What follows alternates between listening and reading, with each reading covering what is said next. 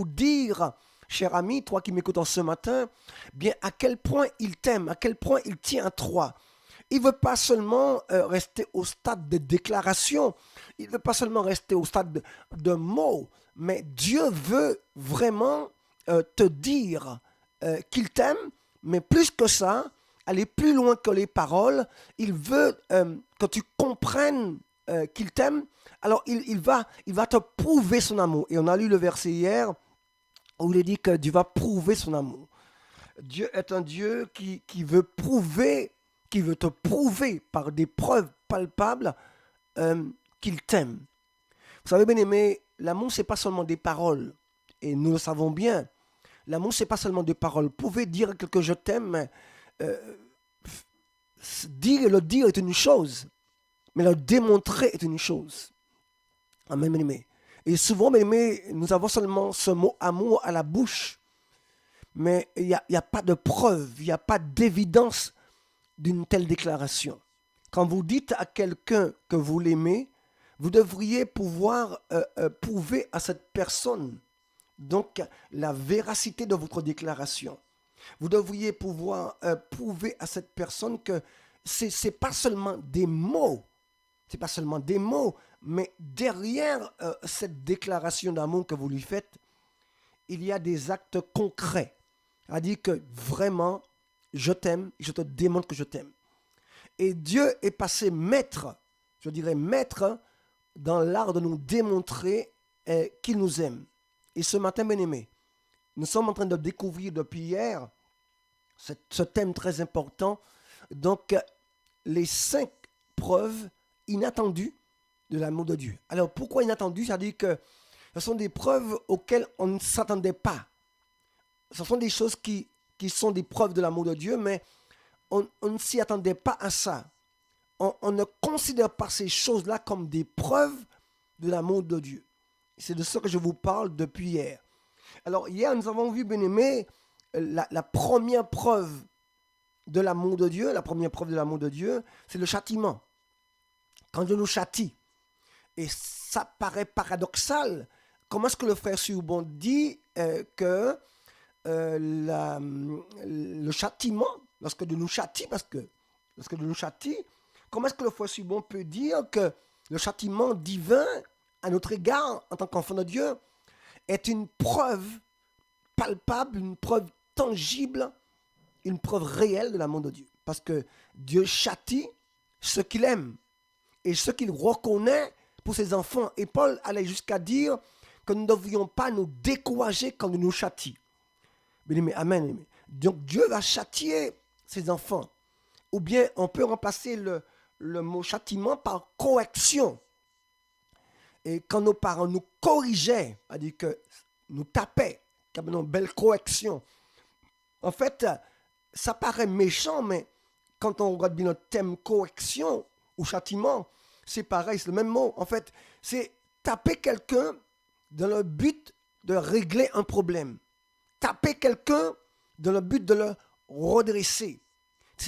Un châtiment, c'est taper quelqu'un.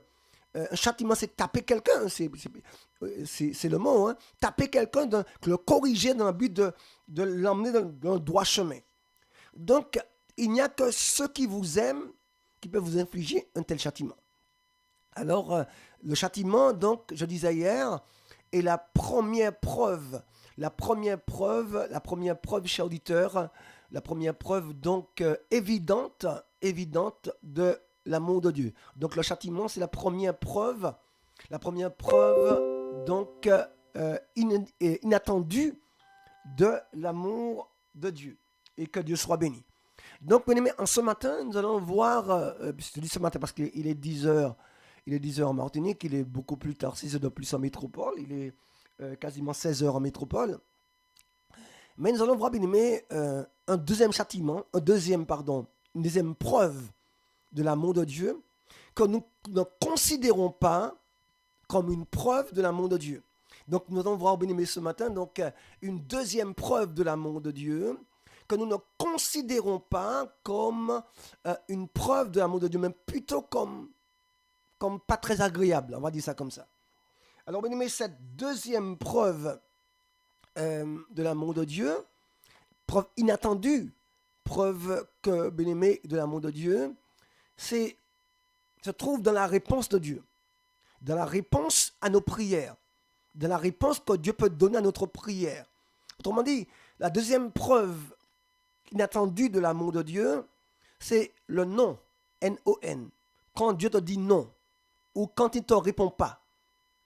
Et bien aimé, donc quand Dieu te dit non à une requête, à une demande, quand Dieu peut parfois te dire non. Alors, évidemment, quand on entend non de la part de Dieu, on n'est pas toujours pressé ni enclin à considérer cela, cette réponse-là, comme une preuve de l'amour divin. Mais à bien considérer la chose, quand Dieu te dit non, en tant que fils de Dieu, en tant que fille de Dieu, ça peut être, c'est souvent, une preuve qu'il t'aime. Alors je vais expliquer ça bien sûr, puisque c'est la deuxième preuve inattendue de l'amour de Dieu. Après les châtiments, après les corrections, voilà maintenant que je vous parle de la réponse de Dieu, la réponse négative de Dieu, comme étant une preuve insoupçonnée, inattendue de l'amour de Dieu. Parce que souvent quand on vient vers Dieu pour lui demander quelque chose, on aimerait, vous et moi, qu'il dise oui. On aimerait, vous et moi, qu'il dise oui, banco, on y va. Mais, bien-aimé, il est évident quand on parcourt la Bible qu'il y a plein de passages où nous voyons des hommes de Dieu qui demandent des choses à Dieu et Dieu dit non. Alors, j'ai vu des chrétiens vivre un naufrage spirituel parce que dans leur vie, ils ont demandé des choses à Dieu et Dieu a dit non. Il y a parfois le découragement qui peut s'abattre sur vous, la recherche d'un péché qui n'existe pas dans votre vie parce que vous avez demandé quelque chose à Dieu, soit il n'a pas répondu, il n'y a pas eu de réponse, ou soit il a dit non. Il y a deux choses qui peuvent arriver par rapport à des réponses qu'on ne souhaite pas. Soit il ne répond pas, ou bien soit il dit non. Et je vous dis ce matin, chers auditeurs, chers amis, que quand Dieu te dit non, ou que Dieu puisse m'aider à vous parler ce matin, ça peut être une preuve qu'il vous aime. Mais souvent, nous, en tant qu'êtres humains, ce n'est pas des noms qu'on aimerait entendre de la part de Dieu. On n'aimerait pas que Dieu vienne nous dire non. Quand on demande quelque chose à Dieu, on espère le recevoir. Et surtout qu'il y a des versets bibliques qui nous encouragent à croire que lorsque on demande quelque chose à Dieu, eh bien, il le fait. Mais malheureusement, chers auditeurs, bien souvent, tu peux demander quelque chose à Dieu et il te dit non. Ou dans certains cas, il ne répond pas carrément. Alors, je te dis ce matin, cher auditeur, je ne sais pas, peut-être que pour toi c'est une révélation, cette réponse négative de Dieu peut être salutaire pour toi. Cette réponse négative de Dieu, considère-la à partir d'aujourd'hui comme une preuve de l'amour de Dieu. Jusqu'à maintenant, tu as été affligé lorsque Dieu ne répondait pas ou qu'il te disait non. Jusqu'à maintenant, tu as été dérouté au niveau spirituel lorsque Dieu ne répondait pas à ta prière ou qu'il t'a dit non. Mais ce matin, je t'invite à reconsidérer ta position, à reconsidérer ta vision, la manière dont tu vois les choses. Je t'invite à considérer que une réponse négative de Dieu peut être salutaire et dans bien des cas est une preuve irréfutable de l'amour qu'il a pour toi. D'ailleurs, ce matin, le titre de l'émission, c'est les 5 preuves inattendues de l'amour de Dieu. Donc, Dieu nous aime. Et parfois, le fait qu'il dise non, le fait qu'il va te dire non, est une preuve de l'amour qu'il a pour toi. Et comme je dis, bien aimé, souvent, on ne considère pas cela comme, bien comme une preuve. Vous n'êtes pas les seuls. Moi aussi, de temps en temps, quand Dieu me disait non, je ne considérais pas ça du tout comme une preuve d'amour, mais plutôt comme une preuve de tristesse, comme une preuve que Dieu est trop dur, comme une preuve qu'il faut bien galérer pour que Dieu puisse te bénir, pour qu'il puisse te dire oui. Comme une preuve comme quoi, comme si il faut vraiment être une machine à adorer, une machine à prière pour que Dieu puisse te dire oui. Il y a des prédications malheureusement d'hommes de Dieu qui laissent penser ça. Mais Dieu est un Dieu d'amour, Dieu est un Dieu qui donne. Alors on va commencer par lire un verset dans 1 Samuel 28, verset 5. J'attends quelqu'un pour nous lire ce passage. Donc 1 Samuel 28 et le verset 15. Je vous invite, bien aimé, à prendre ce passage et à lire ce texte avec moi, s'il vous plaît. 1 Samuel 28 et le verset 15. Je vous invite à prendre votre Bible, chers auditeurs. 1 Samuel 28, oui c'est bien ça je crois. 1 Samuel 28 à partir du verset 5. On va lire ça. Quelqu'un m'appelle pour me lire ça au 05 96 52 64 17. Donc 1 Samuel 28 à partir du verset 5, pas verset 15 mais verset 5. Donc quelqu'un nous appelle rapidement pour nous lire ce passage. Donc au 05 96 52 64 17. Appelez-nous, chers auditeurs, rapidement pour nous lire ça. 1 Samuel 28, verset 5. Entre-temps, donc, en attendant un appel, on va tenter de faire donc une pause musicale par la grâce de Dieu. Donc 1 Samuel chapitre 28 et le verset 5. Quelqu'un nous appelle pour nous lire ce passage selon la grâce de Dieu, si vous le voulez bien. Donc on fait une petite pause musicale entre nous.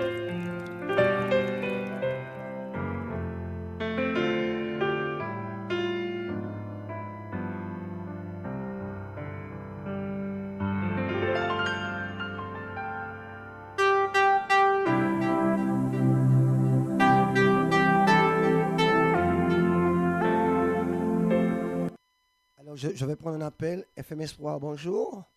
Bonjour. Oui, bonjour, pasteur, c'est bon? Bonjour. Bonjour, c'est Marie Gibon. Tu nous appelles d'où ça? De la France. Tu nous appelles de la France? Oui. Et d'où ça en France? Quoi? Et d'où en France? Je suis dans le sud. Ah, dans le sud, est-ce qu'il fait beau? Non, il fait un peu chaud là, oui, il fait un peu chaud. Ah, mais je te dis, est-ce qu'il fait beau? Tu me dis non. Oui, il fait beau. Oui. C'est merveilleux, n'est-ce pas? Oui. Alors, on t'écoute. Alors, 1 Samuel 28, verset 5. Oui, c'est ça que je cherche là. 1 Samuel 28, Attends. le verset 5. Alors, je l'ai, hein, mais je... Attends, 1 Samuel 28, verset 5. Voilà, j'ai trouvé. Allô? Vas-y, on t'écoute. Alors, David, c'est ça? Oui. 5. Alors, 28, 5. Oui, Samuel 28, verset 5. 5, voilà. A vu le chant de Philippin, Samuel se fit ainsi après la crainte inviolent. Établi, il paraît de son cœur. Je continue? Verset 6.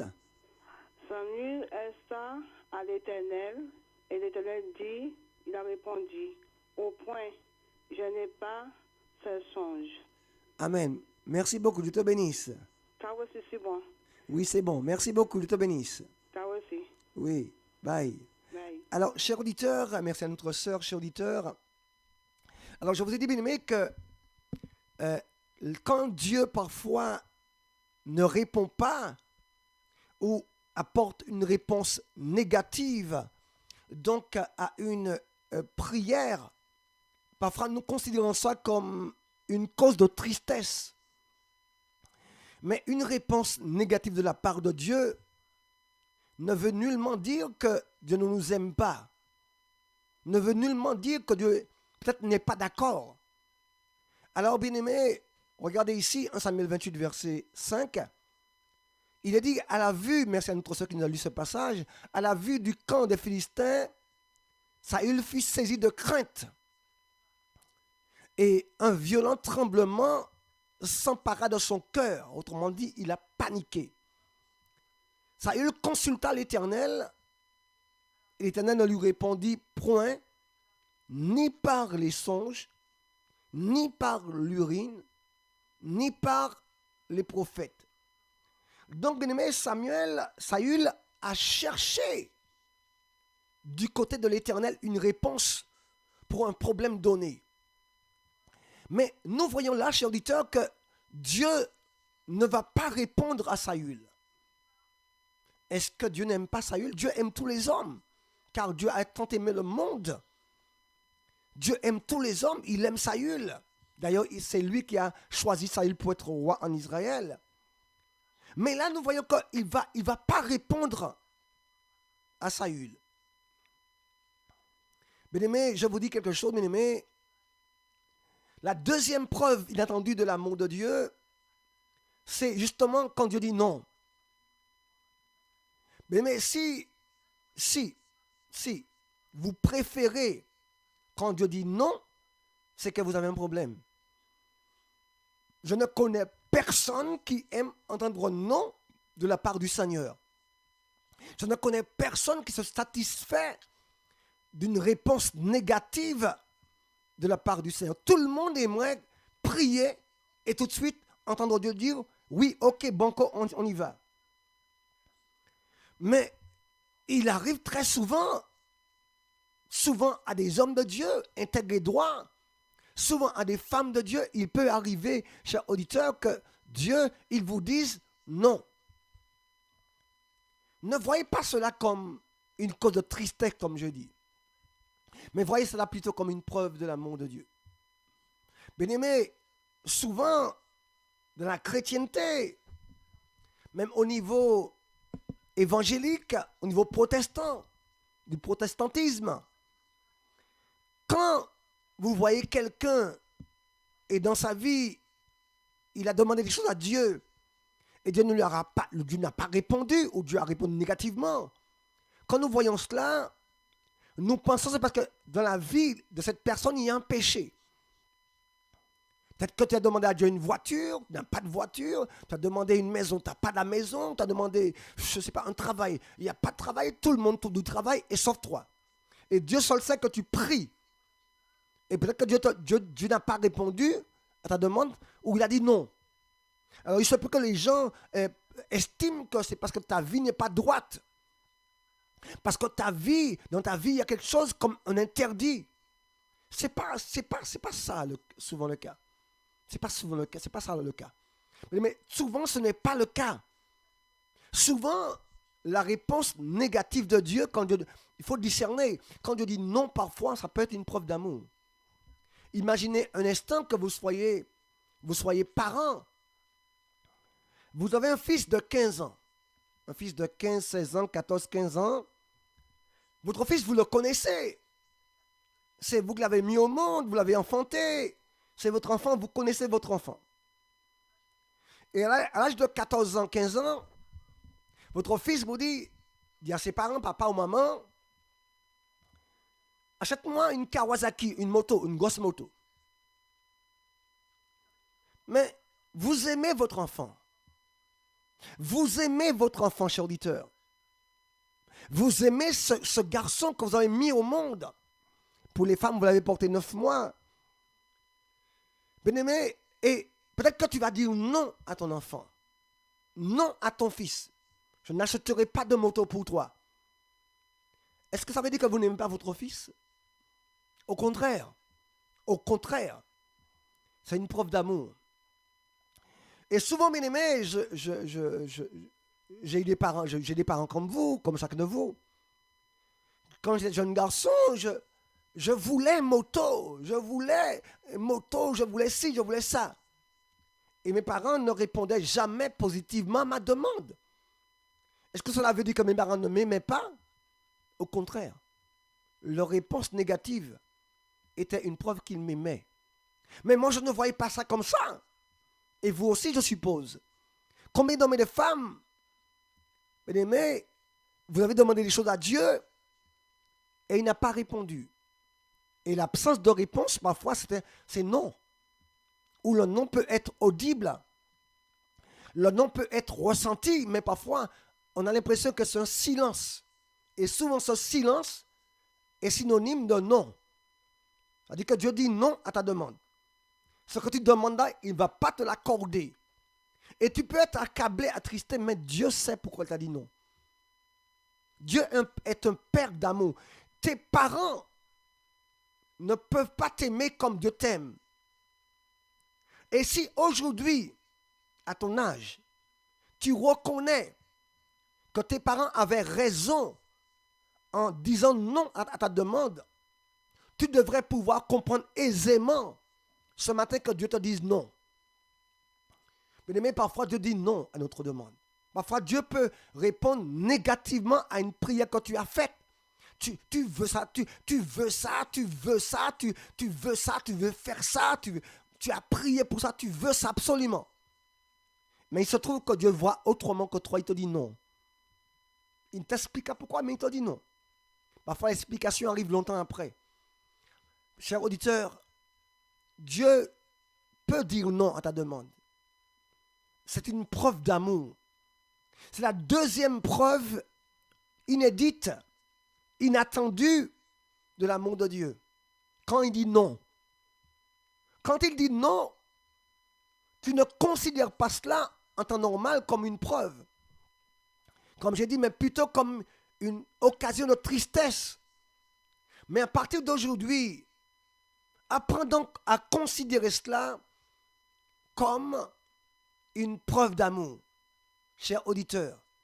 Trop souvent, tu as considéré une réponse négative de Dieu comme une occasion de t'attrister, de t'affliger. Et comme je dis au départ, bien-aimé, parfois l'Église est remplie de personnes complètement accablées parce qu'une réponse négative de Dieu a causé bien des dégâts dans leur vie. Quand Dieu dit non, c'est non. Quand il dit non, il sait pourquoi. Quand il dit non, cher auditeur, c'est parce qu'il t'aime.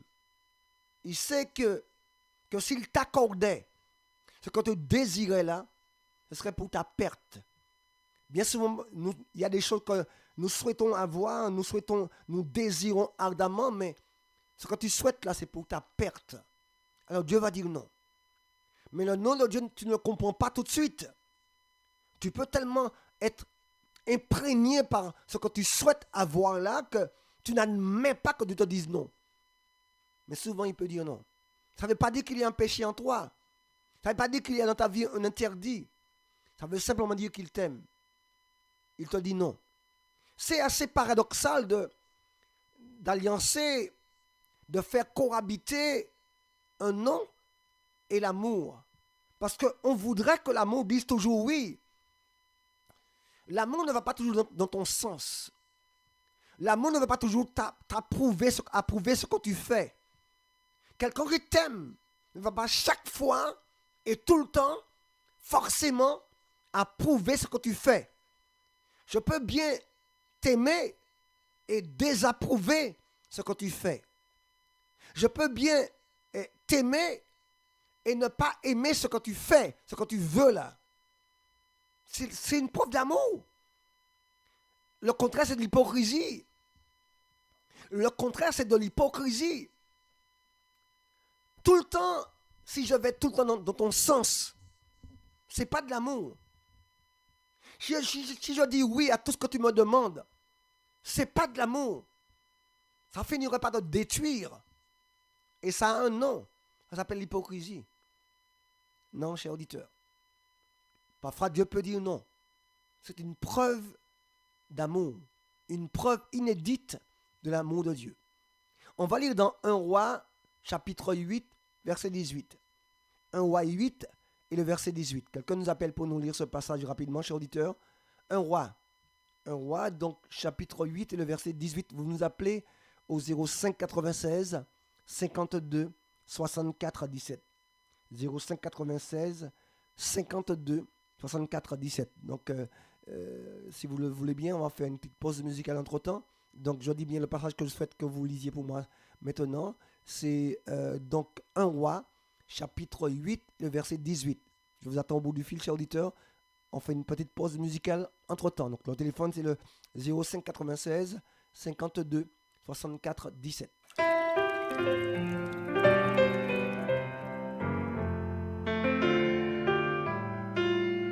Donc, je prends un appel tout de suite.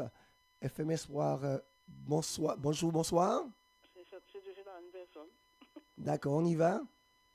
18. 1 Roi 8, verset 18. Ouais, j'ai lu à 8. 1 Roi 8, Oui, verset oui, 18 à 19. D'accord.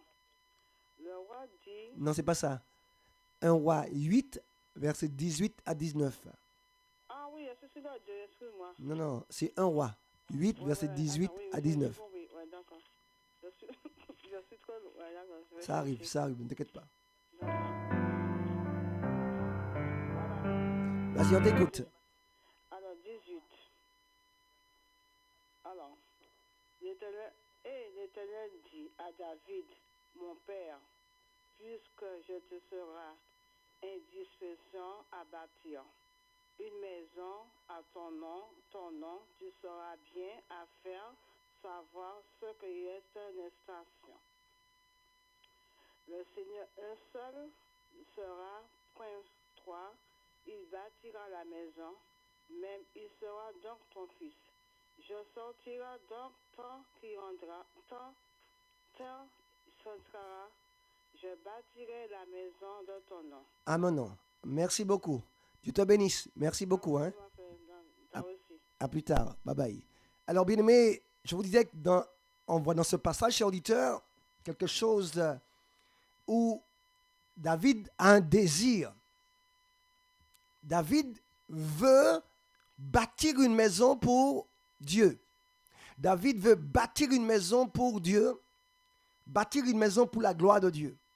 Alors il va chercher la face de Dieu, il va interroger le prophète, il va interroger l'homme de Dieu parce qu'il souhaite bâtir une maison. N'est-ce pas là une noble idée? N'est-ce pas là quelque chose de spirituel? Mais Dieu lui dit non. C'est pas moi qui le dis, notre sœur nous a lu le passage, c'est pas moi qui le dis, cher auditeur. 1 Roi 8, verset 18, l'Éternel dit à David, mon père, puisque tu as eu l'intention de bâtir une maison à mon nom, tu as bien fait d'avoir eu cette intention. Seulement, ce ne sera pas toi qui bâtiras la maison, mais ce sera ton fils sorti de tes entrailles qui bâtira la maison à mon nom. David veut bâtir une maison pour Dieu. Et Dieu lui dit non. L'intention est bonne. Mais je t'interdis de faire ça. L'idée est bonne. Le projet est bon. Tu veux faire pour moi, mais je te dis non. Ce n'est pas toi qui le feras. C'est ton fils, Salomon, qui le fera. Donc, cher auditeur, Dieu dit à David, non. Tu ne bâtiras pas de maison pour moi. Tu ne feras pas de maison pour moi. L'idée est bonne, le projet est bon, mais tu ne le feras pas. Ton fils, par contre, il le fera. Autrement dit, David vient vers Dieu avec un feu, avec un zèle. Il veut faire une maison, il veut faire un grand temple, il veut bâtir quelque chose, une maison pour son Dieu. Mais la réponse est négative. Dieu ne veut pas que David lui bâtisse une maison. Cher auditeur, est-ce que Dieu n'aimait pas David? Oui. Mais voilà que cet homme que Dieu aimait vient vers Dieu pour lui demander l'autorisation de faire une maison pour lui. Et Dieu dit non. Il avait les moyens. Il avait l'argent. Mais en dépit des moyens, en dépit de l'argent qu'il a, il va chercher la face de Dieu. Et là, la réponse est assez étonnante. Dieu lui dit non. Mais écoutez bien, David a les moyens de le faire. Il a les finances pour le faire. Il a la vision. Il a les moyens financiers pour le faire. Il a les ouvriers pour le faire. Il pose la question à Dieu. Et Dieu lui dit non, tu ne bâtiras pas de maison pour moi. Cher auditeur, parfois tu peux avoir les moyens d'un projet, tu peux avoir le désir d'un projet, le moyen de concrétiser ton projet, la vision pour le projet. Par mesure de précaution, consulte ton Dieu. Il se peut que la réponse soit négative. Quel comportement auras-tu face à une réponse négative? Et je t'apprends ce matin, je t'apprends en ce jour, qu'une réponse négative de Dieu est très souvent une preuve de l'amour de Dieu. Alors, il est évident que tu n'as pas l'habitude d'entendre ça. On nous bassine, nous sommes submergés de messages que je ne critique pas, allant dans le sens que tout ce qu'on demande à Dieu, il répond. Alors, on s'appuie sur quelques versets tirés de leur contexte pour dire que quand on demande, Dieu donne. C'est vrai, mais pas dans tous les cas. Mais ce n'est pas parce qu'il y a un péché en David que Dieu ne veut pas que David fasse la maison pour lui. Ce n'est pas parce que Dieu n'aime pas David. Dieu a toujours aimé David. Et même après la mort de David, Dieu parlait encore aux hommes de son serviteur David. Dieu n'a jamais oublié David, son serviteur. Mais là, David demande quelque chose à Dieu et Dieu lui dit, non, tu ne me bâtiras pas de maison. Bien-aimé, cela ne veut pas dire, comme je l'ai dit, qu'il y a forcément un péché dans la vie de David. Cela veut simplement dire, bien-aimé, que Dieu aime David et qu'il ne va pas aller dans le sens de David. Dieu t'aime, mais s'il va toujours dans ton sens, s'il répond toujours oui à tes requêtes, ce ne serait pas Dieu. Ce serait un pantin à ton service. Dieu n'est pas un pantin. Amen, aimé. Dieu est un Dieu d'amour. Et il voit plus loin que toi. Nous ne voyons pas loin, mais Dieu voit toutes choses. Il se peut que tu imagines que telle et telle chose, eh bien c'est ce qu'il te faut. C'est ce qui te convient. Tu voudrais de ça. Et tu imagines que cette chose-là fera ton bonheur. Que cet homme-là, cette femme-là, c'est elle qui fera ton bonheur. C'est lui qui fera ton bonheur. Tu penses que cette voiture-là, c'est celle-là qu'il me faut. Tu penses qu'une maison au Lamentin, par exemple, ce serait l'idéal. Mais quand tu consultes Dieu, il se peut qu'il te dise non.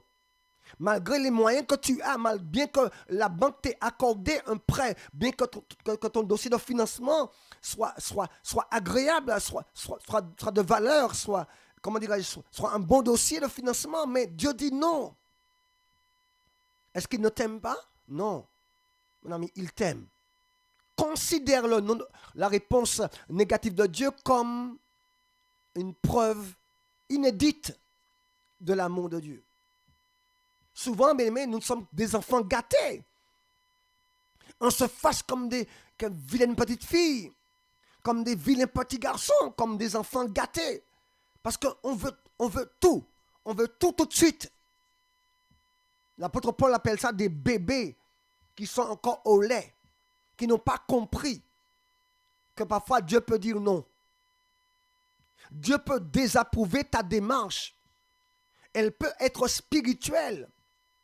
Mais rappelez-vous que l'apôtre Paul voulait aller en Asie pour évangéliser. Mon épouse va mettre le verset sur la page YouTube. L'apôtre Paul voulait aller en Asie, mais l'Esprit Saint l'a empêché d'aller. Autrement dit, Dieu lui a dit autrement, en d'autres termes, Dieu lui a dit en d'autres termes, tu n'iras pas en Asie. Tu n'iras pas là-bas. L'Esprit Saint lui a dit non, tu n'iras pas là. Il voulait aller pour prêcher l'évangile en Asie. Il voulait aller porter la parole, mais l'Esprit Saint lui dit non, tu n'iras pas. Alors, ce n'est pas parce qu'un projet est spirituel qu'il est forcément bon pour toi. Ce n'est pas parce que quelque chose est spirituel et biblique qu'il faut que ce soit toi qui le fasses. Il y a des choses qui sont bonnes, de bons projets, on va dire bibliques. on va dire, moralement de bons projets, mais quand tu demandes à Dieu son approbation, il te dit non. Alors, il se peut que tu cries, arrière de moi, Satan. Eh oui. Il se peut même que tu vois le diable partout. C'est le diable qui met obstacle, c'est le diable qui met des barrages, mais ce n'est pas souvent le diable qui met barrage. C'est que même si ton projet, à tes yeux, est spirituel, même si ton projet, par rapport à ta compréhension, est un bon projet, Dieu peut dire non. La réponse peut être négative de la part de Dieu. Et cependant, ce matin, je t'invite à considérer toute réponse négative de Dieu comme étant une bénédiction, comme étant une preuve d'amour. Nos parents nous ont souvent dit non. Mes parents étaient champions dans les noms. J'avais l'impression que mes parents n'avaient que ça à la bouche. J'avais l'impression qu'elles n'avaient même pas entendu ma demande. Elles disaient déjà non. Le nom était déjà préparé pour me dire non, tu n'auras pas ça. Est-ce que mes parents ne m'aimaient pas? Si, mes parents m'aiment. Si, mes parents m'aiment encore. Est-ce que vous, en tant que parent, quand vous dites non à votre enfant, est-ce que ça veut dire que vous n'aimez pas votre enfant? Non. Ça veut dire que vous l'aimez, mais vous voulez le protéger de ce qu'il ignore, mais de ce que vous connaissez.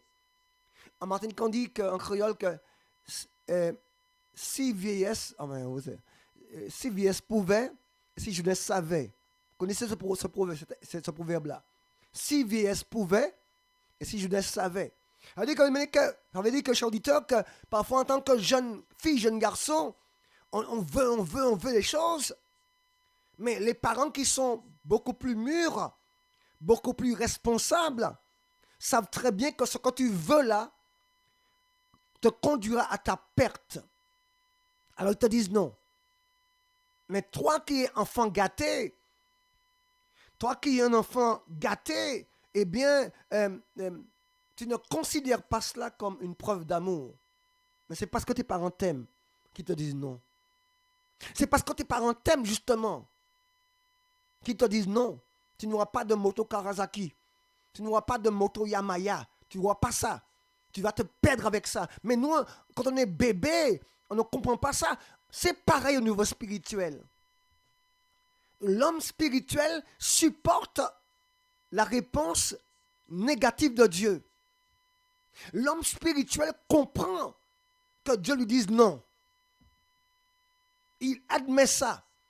Il comprend ça parce qu'il est un homme. Il n'est plus un bébé gâté. Il n'est plus un bébé au lait comme l'apôtre Paul. Il n'est plus un homme charnel. Il n'est plus un chrétien charnel. Il a dépassé cela. Il peut comprendre que Dieu lui dise non. Dans Acte 10, verset 6, on va le prendre d'ailleurs, Acte 10, verset 6, on va le mettre à l'écran.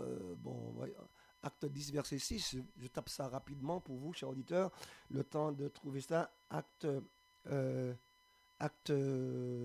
10, 16 et le verset 6. 16 et le verset 6. Je le mets pour voir l'antenne, chers auditeurs. Acte 16 et le verset 6. On va lire ensemble, chers auditeurs. Acte 16 et le verset 6. Alors, il est dit quoi ici, chers auditeurs? Regardez bien. Il dit qu'ayant été empêché par le Saint-Esprit d'annoncer la parole en Asie, ils traversèrent la Phrygie et le pays de Galatie. Arrivés près de la Mysie, ils se disposaient à entrer en Bithynie. Mais l'Esprit de Jésus ne leur permit pas. Autrement dit, mais Paul avait, comme j'ai dit au préalable, avait une bonne motivation pour aller prêcher l'évangile en Asie. Mais voilà que Dieu dit non, tu n'iras pas là. Il n'a pas dit arrière de moi Satan, hein. Il a obéi à Dieu. Il a compris, il a admis. Les bébés au lait, vous les voyez terrassés, vous les voyez chrétiens ou rétrogrades, parce que dans leur vie, il y a eu un non de la part de Dieu. De leur vie, il y a eu une réponse négative à leur demande, à leur prière. Alors, Les bébés spirituels, vous les voyez dans l'église, ils sont frustrés, ils sont attristés, ils sont des chrétiens rétrogrades parce que dans leur vie, Dieu ne leur a pas donné ce qu'ils désiraient. Ils ont déjà prié 8 mois, 1 an, 10 ans pour un mari. Le mari n'était pas encore arrivé, tout le monde a maillé ou pourquoi maillé. Alors forcément, bien aimé, le bébé spirituel ne comprend pas pourquoi. Mais oui, c'est bon de se marier, mais si le temps n'est pas encore pour toi, ne brûle pas les étapes. Amen, cher auditeur. David avait un projet de bâtir un temple pour Dieu. Mais Dieu lui a dit, non, tu ne bâtiras pas de temple pour moi. C'est ton fils qui le fera. Non, tu ne feras pas cela. Est-ce que David est mort pour autant? Non. Est-ce que David a abandonné la foi pour autant? Non. Cher auditeur, dans la vie chrétienne, il se peut que dans ta vie, tu demandes des choses à Dieu et qu'il te dise non. La réponse soit négative. Si tu es bébé spirituel, bébé au lait, tu ne comprendras pas ça. Son nom sera pour toi un nom destructeur. Mais quand tu es un homme spirituel, un adulte spirituel, tu comprends bien que Dieu a raison. Amen. Oh mon Dieu, mon Dieu, mon Dieu, mon Dieu. On va encore prendre dans Luc 22,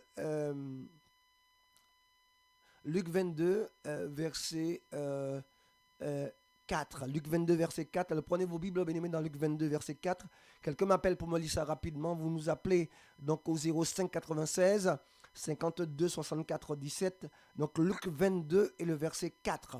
J'attends quelqu'un au bout du fil au 05 96 52 64 17 pour nous lire ce passage auditeur. Et je suis persuadé que quelque part, Dieu, il vous bénira parce qu'il entend nos cris. Il entend nos cris. Il est prêt à vous bénir, cher auditeur. Nous sommes en train de voir, bien aimé, la suite de la première émission. Les 5 preuves inattendues de l'amour de Dieu. Donc, deuxième preuve inattendue de l'amour de Dieu, c'est les réponses négatives. Quand il y a une réponse négative, considérez cela comme une preuve de l'amour de Dieu. C'est parce qu'il t'aime qu'il t'a dit non. Quelqu'un qui ne t'aime pas te dit oui à tout ce que tu veux. Amen. Parce qu'il ne t'aime pas, il s'en fout de toi. Amen. On va prendre... Bonjour. Oui, c'est moi. Vas-y. Oui. Vas-y.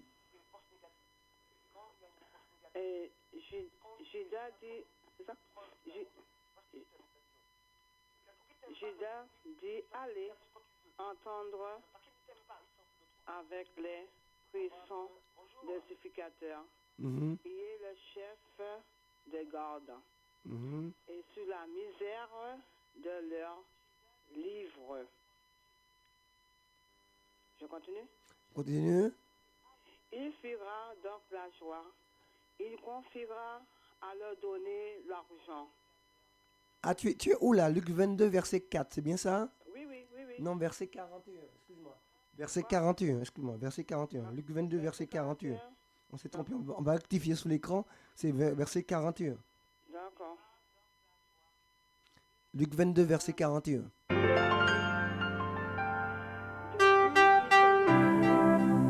Il s'éloigna de distance environ juste à la pierre. Il se jeta, mis à genoux, il pria. Mhm. Il descend au Père, il a voulu éloigner de moi à cette coupe. Autrefois, que je vous ai à la volonté et ne se faire pas. Même de cela, il se tient maintenant. Amen, merci beaucoup. Dieu te bénisse et tu restes à l'écoute. Oui, je reste à l'écoute. Je rappelle que tu nous appelles du sud de la France. Hein? Oui, D'accord, que Dieu te bénisse. merci. Tu restes à l'écoute. Donc, chers auditeurs, on continue. Ici, bien aimé, nous avons vu quoi? Nous avons vu que... J'ai un téléphone. On a vu, bien aimé, très humblement, Luc 22, verset 41, que le Fils de Dieu, Jésus-Christ lui-même, qui peut dire que Dieu n'aimait pas Jésus? Qui peut oser penser que Dieu n'aimait pas Jésus? Mais là, bien aimé, le Christ va faire une demande à Dieu. Il va lui dire, puis il s'éloigna à distance d'environ un jet de pierre et s'étant mis à genoux, Jésus-Christ, étant mis à genoux, bien aimé, Jésus pria. Jésus-Christ va faire une demande à Dieu. Il va prier, Jésus va prier. Que dit-il? Disant, Père, si tu voulais éloigner de moi cette coupe, toutefois non pas ma volonté, bien-aimé, mais ta volonté. Autrement dit, bien-aimé, à Gethsémane, la volonté de Christ en tant qu'homme et sa requête, sa prière, sa demande, était Seigneur, éloigne cette coupe de moi. Voilà ce que le Christ, en tant qu'humain, en tant que personne humaine, à Gethsémane, a demandé à Dieu. Il a demandé à Dieu d'éloigner de lui cette coupe. Donc, à Gethsémane, il y avait deux volontés, celle de Christ et celle de Dieu. Le Christ étant parfaitement homme, avait une volonté, que la coupe s'éloigne. Mais il savait que Dieu voulait qu'il passe par la croix. Amen. Donc il dit à Dieu, voilà, je désire que cette coupe s'éloigne de moi. Et en somme, Dieu lui dit non. Amen. Dieu pouvait répondre favorablement à la prière de Jésus. C'est son fils. Il l'aime. Il aurait pu changer les choses. Il aurait pu permettre que la croix n'existe jamais dans la vie de Christ. Il aurait pu permettre que son fils ne monte pas, ne soit pas cloué à la croix. Il aurait pu faire ça. Il aurait pu répondre positivement à la demande de son fils. Puisque Jésus-Christ lui-même dit que le Père même, tout ce que je lui demande, il me l'accorde. C'est le Christ qui a dit cela. Mais on voit ici, précisément, dans ce passage de Luc 22, verset 41, que le Christ va solliciter une délivrance de la coupe. Autrement dit, en langage courant, une délivrance de la croix. Mais Dieu lui dit non. Et il sait d'abord que c'est non. Avant même de faire la demande, il sait déjà que c'est non. La réponse de Dieu est négative. Dieu ne va pas aller dans le sens de Christ à Gethsémane, qui demande à ce que la croix ça soit écartée. Mais quand Dieu ne vous répond pas, ne va pas dans votre sens, considérez cela comme une preuve de son amour. Et apprenez à vous incliner, à accepter une réponse négative de Dieu. Parce qu'il y a danger. Et je vais vous dire, mes amis, qu'il y a vraiment qu'il y a danger. Amen, mes amis. Il y a danger lorsque on veut aller au-delà. On ne se satisfait pas d'une réponse négative de Dieu. Tu peux ne pas te satisfaire d'une réponse négative de l'homme. Eh oui. Tu peux ne pas te satisfaire d'une réponse négative de la banque. Ça, tu as le droit de le faire. Tu peux ne pas te satisfaire d'une réponse négative de la CAF. Tu peux ne pas te satisfaire d'une réponse négative du Crédit Moderne, ou de la Somafi, ou de ta banque. C'est vrai. Et parfois même, c'est une bonne chose. Mais mon ami, quand c'est Dieu qui te dit non, sois satisfait d'une telle réponse. Quand c'est Dieu qui te dit non, sois satisfait de sa réponse. Ne va pas à l'encontre. N'insiste pas. Ne cherche pas absolument à ce que Dieu change d'avis. C'est terrible. Et dans la Bible, il y a un exemple flagrant d'un homme qui ne s'est pas contenté d'une réponse négative de Dieu, mais qui voulait entendre un oui. Qui voulait absolument entendre un oui. Il a fini par entendre un oui, hein, mais pour sa perte. Mais quand Dieu dit non, n'insiste pas. si l'homme dit non, si ton patron dit non, si ta banque dit non, tu peux refuser, tu peux combattre cette réponse négative. Mais quand c'est Dieu qui dit non, ne t'aventure pas à contester.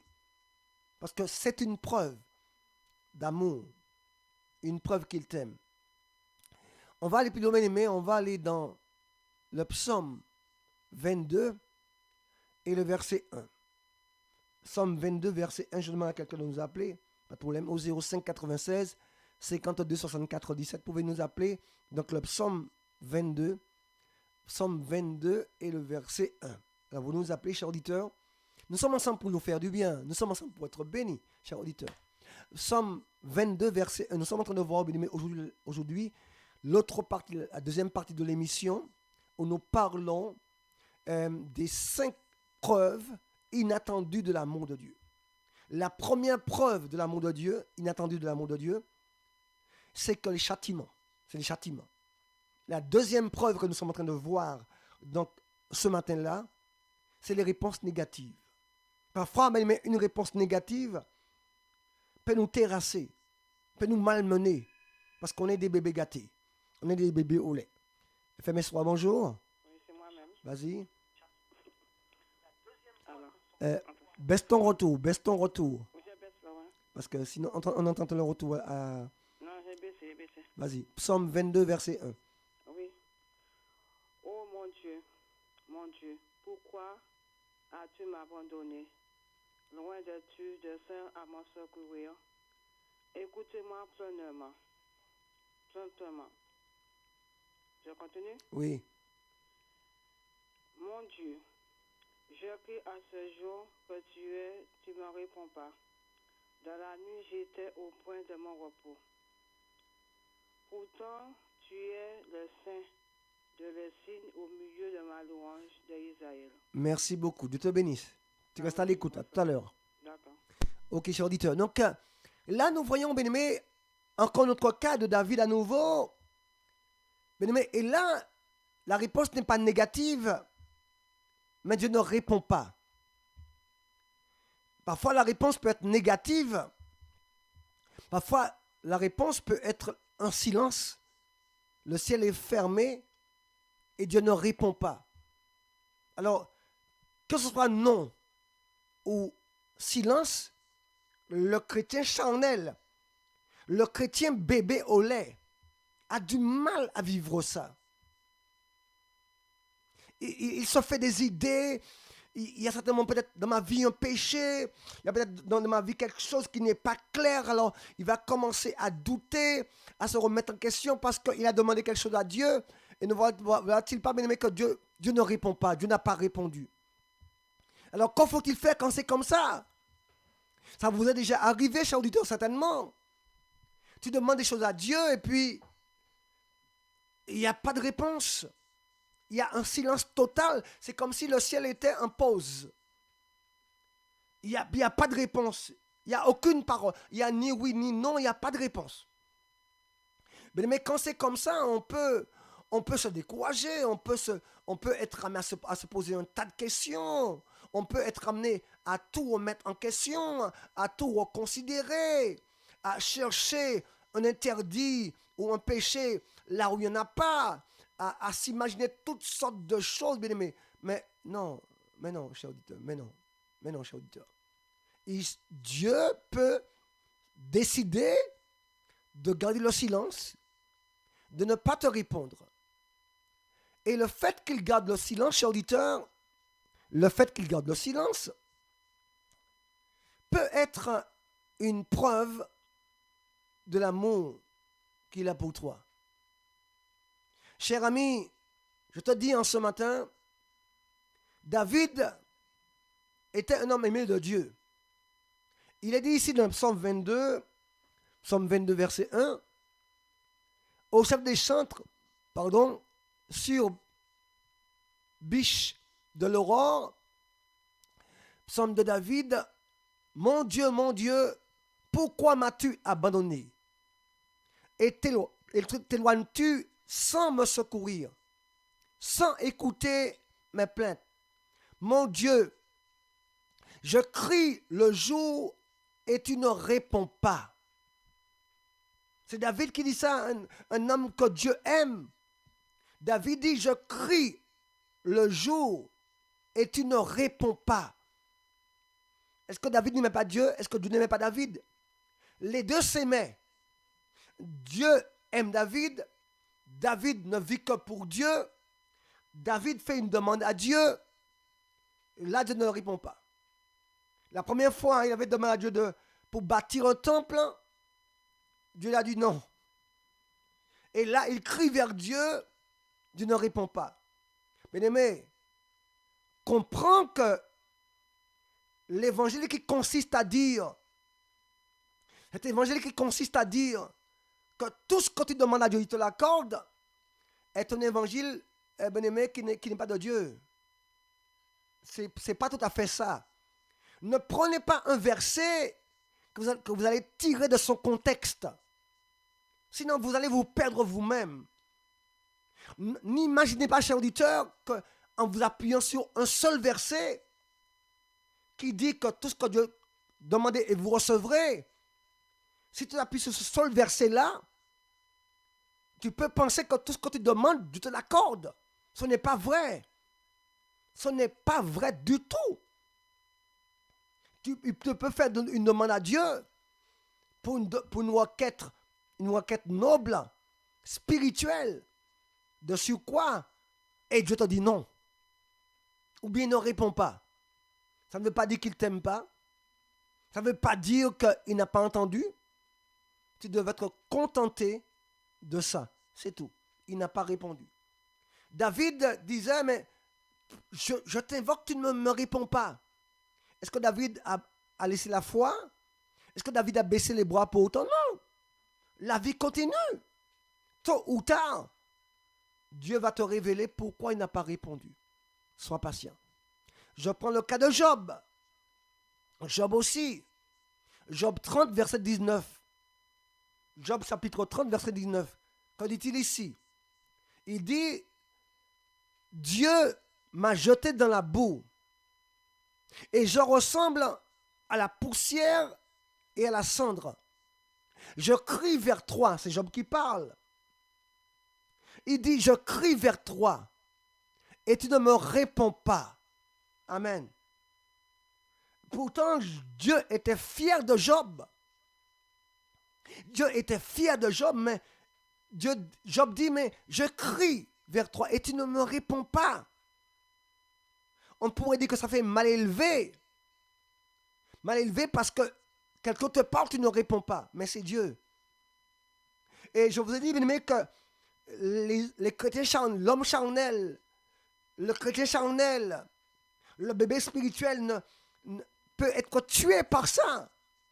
Parce que le bébé spirituel ne comprend pas cette dimension spirituelle où Dieu peut te dire non, où il ne répond pas. Alors le bébé spirituel va arrêter l'église, il ne va plus croire en quoi que ce soit, il ne va plus avoir du zèle parce qu'il a demandé quelque chose à Dieu et Dieu lui a dit non. Mes chers auditeurs, ça fait partie de la vie chrétienne. Parfois c'est une épreuve pour toi. C'est pour que Dieu puisse voir si vraiment tu l'aimes. Est-ce que tu es prêt à entendre non de la part de ton Dieu? Est-ce que tu es prêt à entendre qu'il te dise non? Parfois nous ne sommes pas prêts à ça du tout. On veut tout le temps entendre oui. On veut tout le temps entendre oui, oui, oui, oui. Mais ce n'est pas tout le temps que Dieu dit oui. Il y a des moments où il dit non. Tu devras te contenter de ça. Ou des fois, bien aimé, certaines fois, il ne va pas répondre.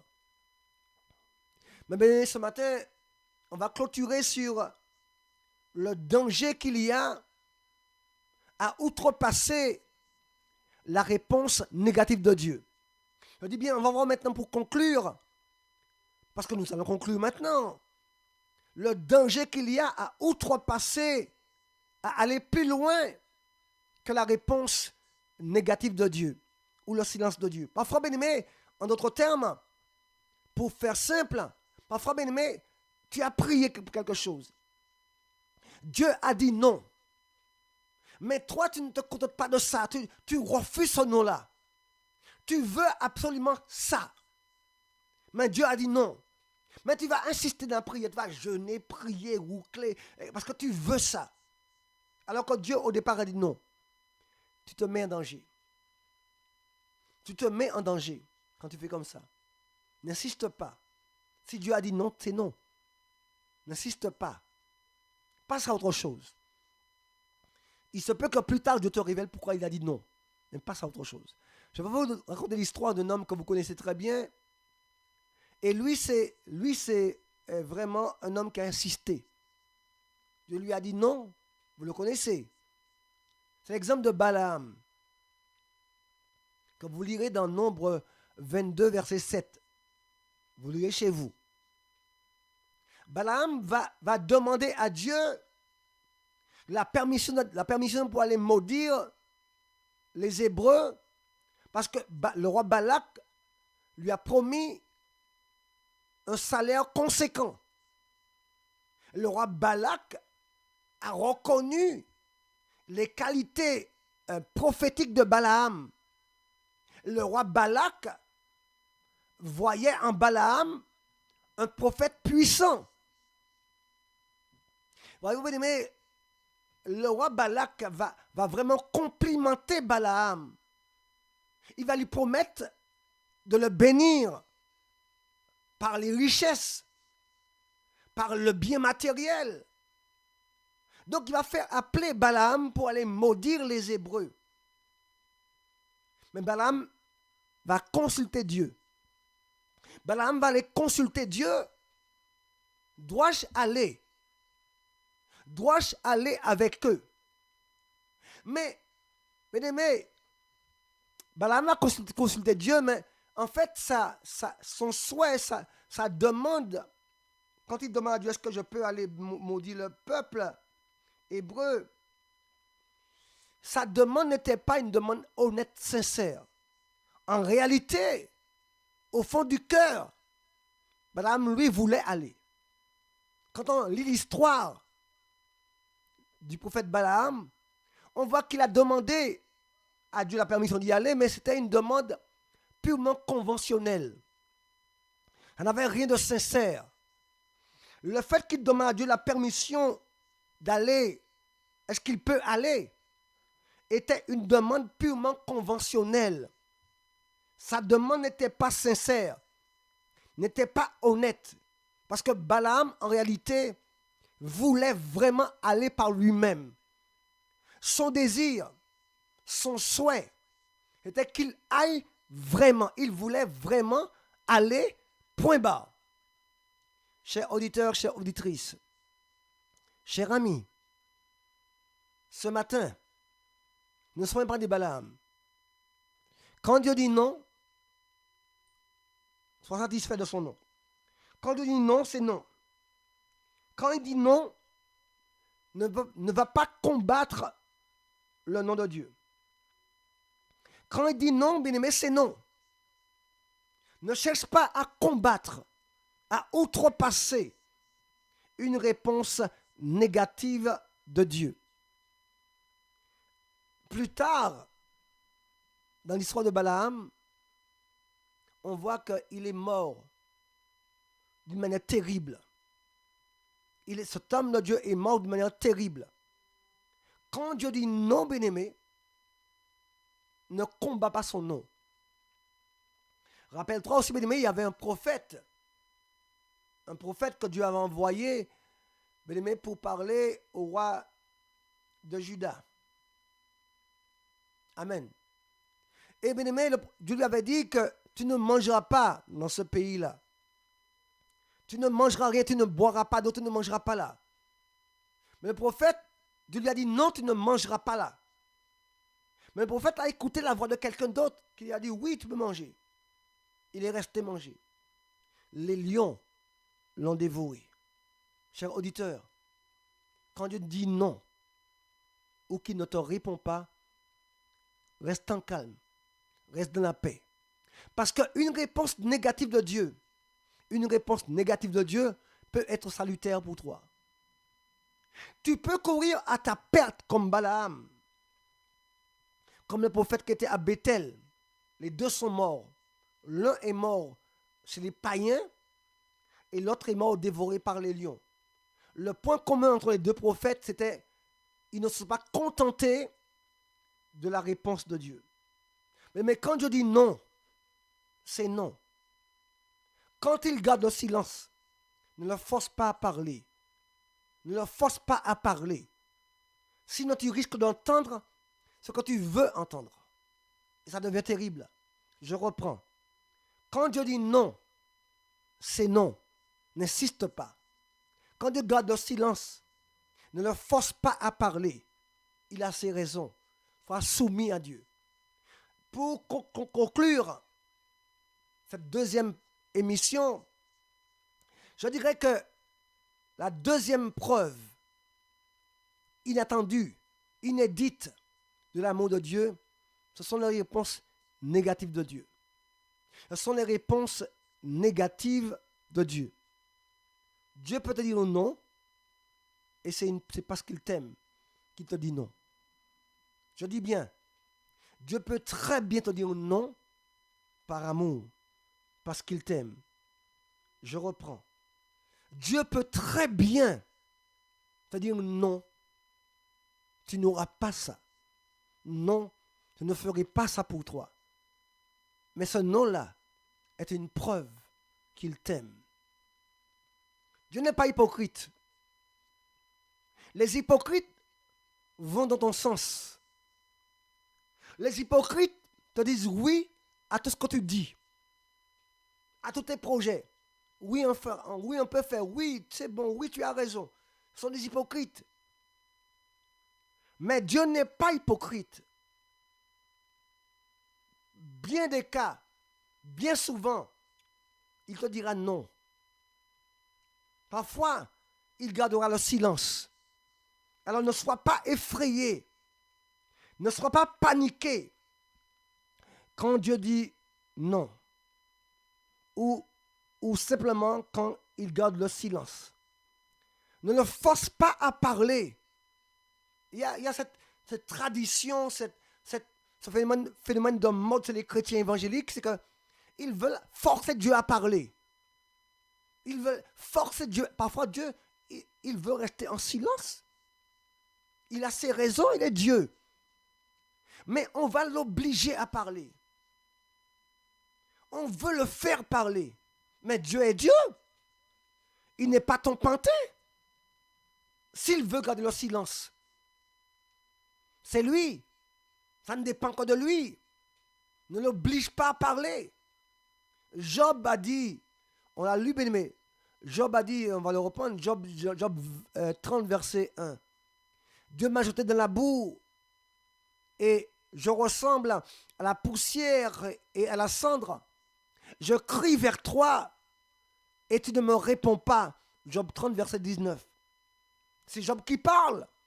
Un homme dont Dieu est fier. Un homme que Dieu vantait dans le ciel devant Satan. Cependant, il crie vers Dieu et Dieu ne répond pas. David aussi a connu ça. David a dit dans le psaume 22, verset 1, « Je crie jour et nuit vers toi et tu ne me réponds pas. » Dieu aime David. Dieu est fier de Job. Cependant, ces hommes-là, intègres et droits, ont connu des moments de silence de la part de leur Dieu. Mon ami, ce matin, vraiment je vais clôturer. Dans ta vie, il y aura des moments de réponse négative. Dans ta vie, il y aura des moments de silence. Le ciel sera silencieux. Ne force pas les choses. Sinon, tu risques de devenir comme Balaam. Balaam qui voulait un oui. Dieu lui a dit, n'y va pas. Dieu a dit à Balaam, n'y va pas. Mais Balaam voulait un oui. Il voulait entendre un oui. Alors il a insisté. Il est encore revenu le lendemain. Il est encore revenu pour entendre un oui. La réponse négative ne lui convenait pas. Et il a perdu sa vie. Cher auditeur, la deuxième preuve inattendue de l'amour de Dieu est la réponse négative. Une réponse négative peut être très bien une preuve Que Dieu vous aime. Soyez bénis, chers auditeurs. La suite, c'est pour jeudi. Demain, mercredi, on va se retrouver pour l'émission de la chasse au serpent à 9h, heure des Antilles.